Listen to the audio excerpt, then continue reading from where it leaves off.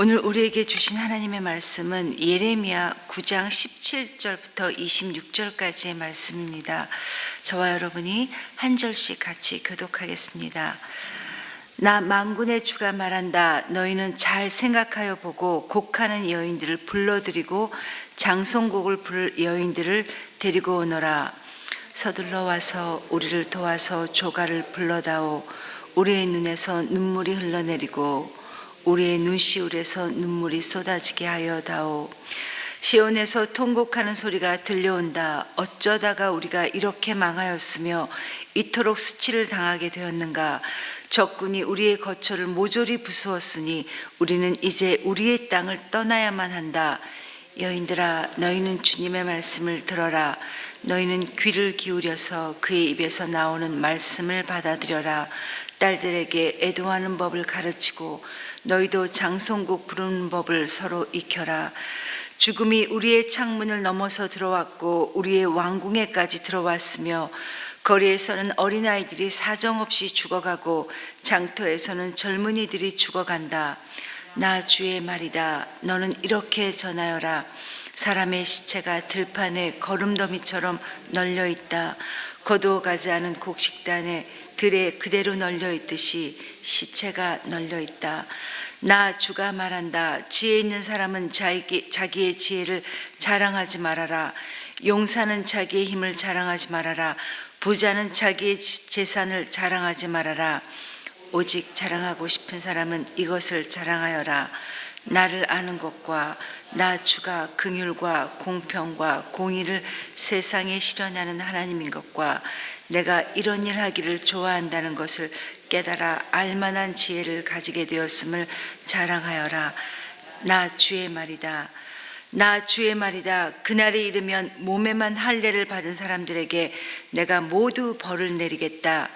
이집트와 유다와 에돔과 암몬 자손과 모압과 관자놀이의 머리카락을 짧게 깎은 광야에 사는 모든 사람에게도 내가 벌을 내리겠다.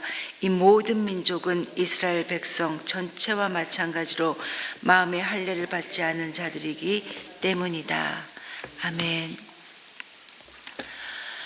누가복음 7장에 보면 예수님께서 초대교회 당시 하나님의 말씀을, 진리의 말씀을 받아들이지 않는 많은 사람들의 모습을 아이들의 놀이, 이렇게 게임하는 아이들의 놀이에 비유해서 말씀하신 적이 있었습니다.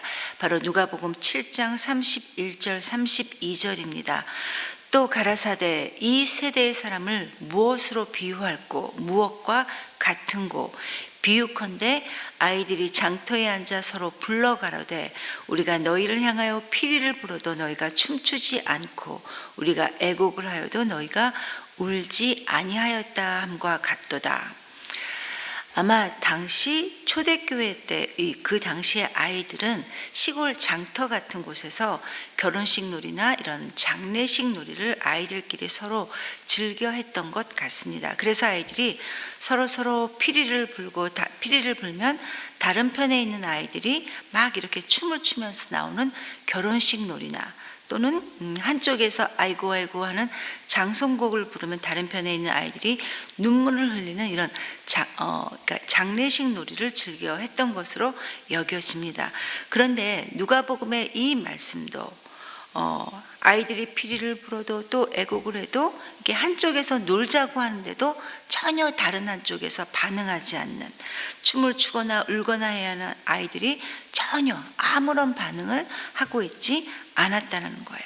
그래서 예수님께서는 무슨 놀이를 하자 이렇게 권유해도 전혀 반응하지 않았던 이 모습들에 비유하면서 하나님의 말씀, 즉 진리를 거부했던 그 시대의 악함을 탄식하셨던 것입니다. 오늘 우리가 살펴보고 있는 이 본문의 말씀은 하나님께서 이 예레미야서 9장을 마무리하시면서 곧 그들에게 임할 심판을 선포하는 말씀 가운데 가장 어둡고 무거운 분위기를 띠고 있습니다. 지금 이 유다 백성들은 자기네들이 지었던 이 죄 때문에 심판이 곧 임박할 그런 상황에 처해 있습니다. 그렇다면 곧 심판당할 이 유다 백성들의 반응은 마땅히 울어야 하는 것입니다. 울면서 하나님 살려주십시오. 우리가 잘못했습니다. 라고 이렇게 매달려 하는 것이 당연한 반응이어야 하는데, 그런데 유다 백성들은 내가 너희들을 곧 바벨론을 통해 심판하겠다라는 이 심판 선언을 분명하게 들었음에도 불구하고 아무런 반응도 하지 않았습니다. 전혀 아랑곳하지 않았습니다. 마치 피리를 불어도 애곡을 해도 아무런 반응도 보이지 않았던 이 예수님의 탄식처럼 지금 유다 백성들이 딱 그렇게 하고 있는 것입니다. 그래서 하나님께서는 전문적으로 애곡하는 사람들을 불러서라도 유다 백성 앞에서 애곡하게 하라, 울게 하라, 이렇게 명령하십니다. 그런데 일이 이 지경까지 되었는데도 유다 백성들은 전혀 반응하지 않습니다. 조금 있으면 곧 바벨론이라는 거대 제국이 쳐들어와서 그들을 멸망시킬 텐데, 망하게 될 텐데 아무런 사태 파악도 하지 못하고 계속해서 자기네들 갖고 있는 것만 자랑하고 있습니다. 우리에게는 지혜가 있습니다. 힘도 있습니다. 용사가 있습니다. 또 먹고 살 만한 재물도 있습니다. 그리고 그 무엇보다도 아무리 어떤 적이 쳐들어와도 우리에게는 하나님의 전이 있기 때문에 우리는 결코 망할 수가 없습니다. 라고 하면서 자기네들이 갖고 있는 것들을 계속해서 이렇게 리스트를 가지면서 자랑을 하고 있는 사람들이 지금 유다 백성들의 상황이었습니다. 이런 그들의 모습에 너무 안타까워하셨던 우리 하나님께서는 사람을 불러서라도 애곡할 준비가 전혀 되어 있지 않던 유다 백성들에게 애곡하는 법을 가르쳐 주라고 이렇게까지 해서라도 그들에게 돌아오라 이렇게 말씀하십니다.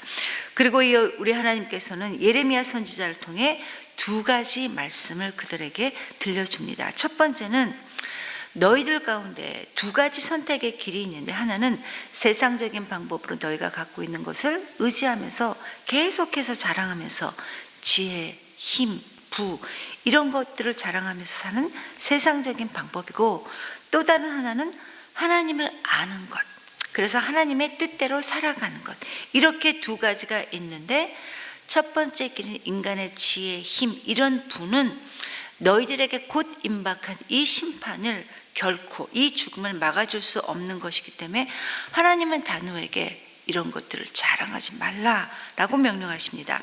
설령 너희들에게 지혜가 있고 힘도 있고 또 돈도 많이 있다고는 하지만 결코 그런 것들은 너희들을 아무 것에서도 구해내지 못한다라는 것입니다.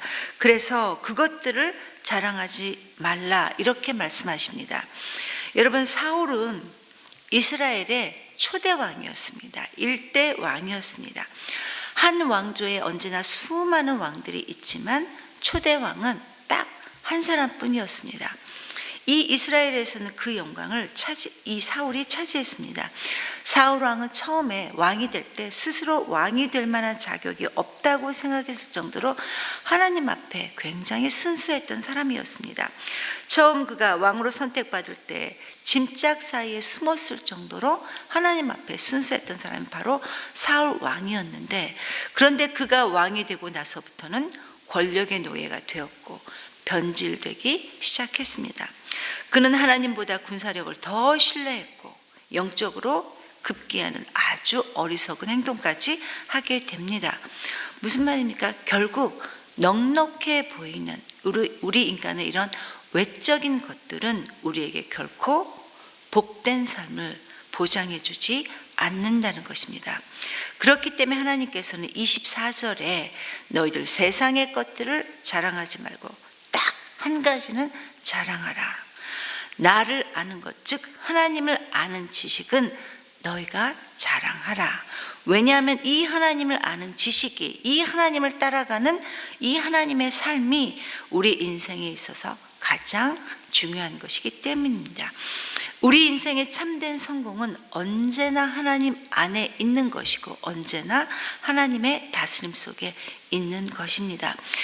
그래서 사도 바울도 빌립보서 3장에서 내 주 예수 그리스도를 아는 지식이 가장 고상하다 이렇게 말합니다.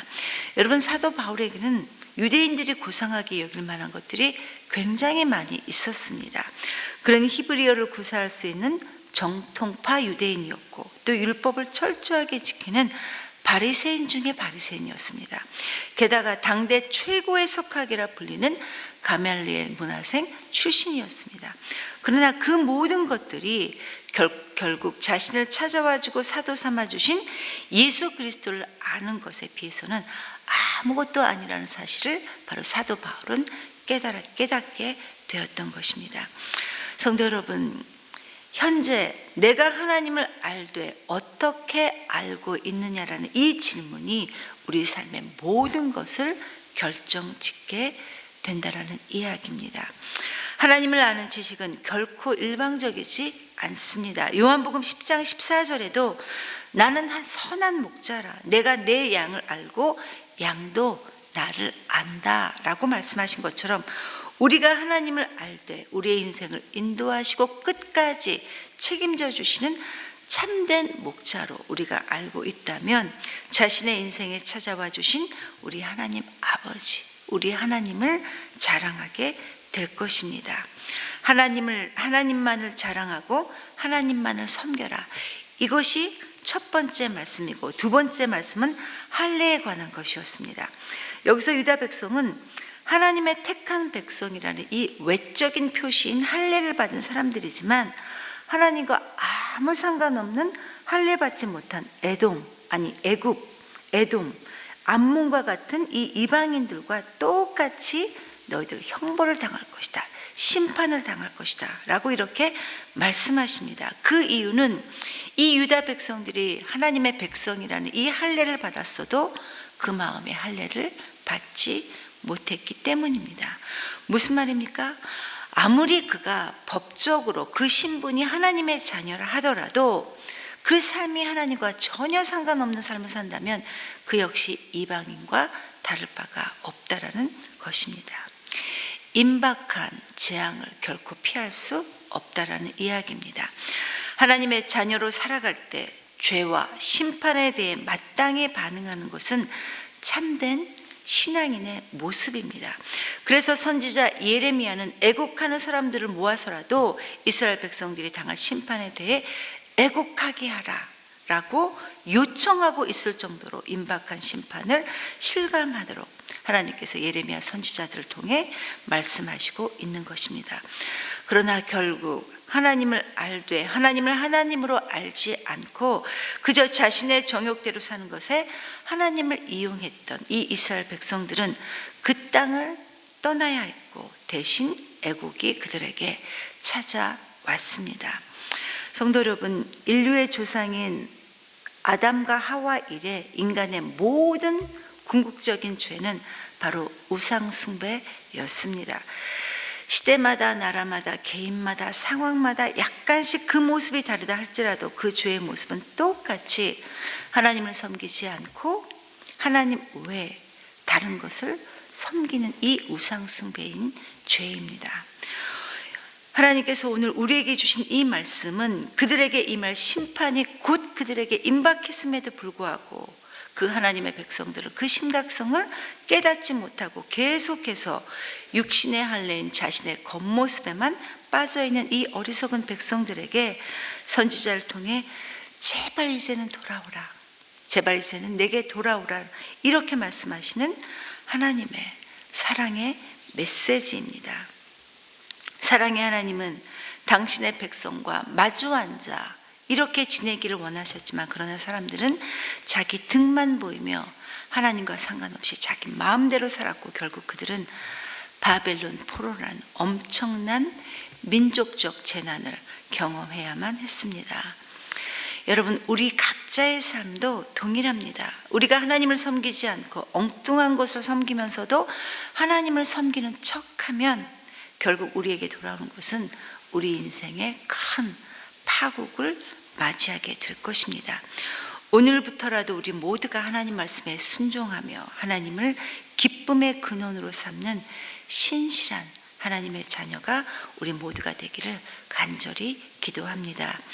이 시간 말씀을 기억하면서 함께 기도했으면 좋겠습니다. 하나님, 오래전 예레미야 선지자를 통해 유다 백성들에게 말씀하시지만 그들의 모습이 바로 우리의 모습임을 겸손하게 고백합니다. 하나님, 우리를 불쌍히 여겨주셔서 이제부터라도 하나님의 말씀을 잘 듣는, 순종하는 우리 모두가 될 수 있도록 도와주시옵소서. 그래서 하나님 앞에서 행하며 살아가는 하나님의 자녀가 될 수 있도록 도와주시옵소서라고 기도하시고, 오늘은 목장 모임을 위해 기도하는 날입니다. 여전히 우리가 코로나로 인해 조심해야 되지만 그러나 지혜롭게 서로 모이기를 힘쓸 수 있도록 도와주시옵소서. 그래서 목장을 통해 더 많은 하나님의 마음을 알아갈 수 있도록, 그래서 날마다 성숙해지는 우리가 될 수 있도록 도와주시옵소서라고 기도하시고, 마지막으로 우리 교회를 위해 기도했으면 좋겠습니다. 긴 장마 폭우로 교회 내 많은 곳이 피해를 받았습니다. 이제 곧 공사가 시작될 텐데 이 공사에 대한 재정이 잘 마련될 수 있도록, 그래서 안전하게 공사가 진행되고 잘 마무리될 수 있도록 마음을 모아 기도해 주시기 바랍니다. 그래서 아이들이 다니는 이 교회와 학교가 안전한 곳이 될 수 있도록 하나님, 이 공사의 처음과 시작을 끝까지 주님께서 인도하여 주시옵소서라고 기도하시고, 각자 자유롭게 기도하시겠습니다.